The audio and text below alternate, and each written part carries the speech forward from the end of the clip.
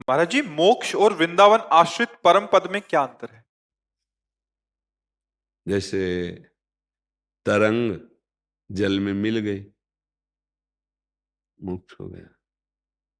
अटखेलियां कर रही है समुद्र में ही, समुद्र में ही अटखेलियां कर रही है, उसका नाम तरंग है वही समुद्र। वायु विकार हटा, वो जल में लीन हो गई, ये मोक्ष है, वो समुद्र हो गई। एक बोरा चीनी का, उसमें दो चीटे लगे हुए थे, तो एक चीटा चीनी के साथ कड़ाह में औंट दिया गया, वो हो गई चीनी, ये हुआ मोक्ष। और एक चीटा बोरा में लगा हुआ आनंद ले रहा है चीनी का, दोनों में कौन से श्रेष्ठ है? स्वाद किसको विशेष मिल रहा है?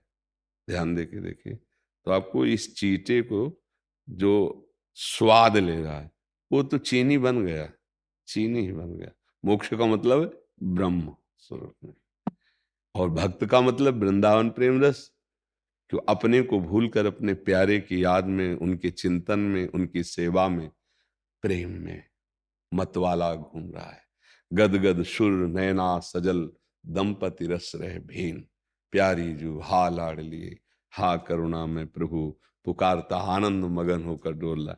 ये बाहरी आंतरिक अपने भाव दे से हर समय उनकी सेवा में, उनके समीप। शरीर छूटा, अपने घर पहुंच गया।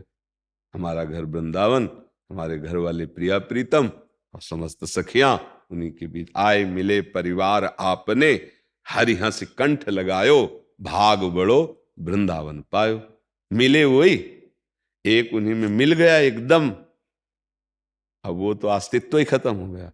और एक है उनके संग रहकर उनका प्रेम रसास्वादन करना, रूप, उनकी लीला, उनकी केली विलास, उनके गुण, उनकी महिमा, वो वहीं रहकर आनंद ले रहा है। यह है प्रेम वृंदावन का परम पद, और वो है मोक्ष, कैवल्य मोक्ष। नाम रूप सत्ता सब खत्म, लीन। समझ गए? ये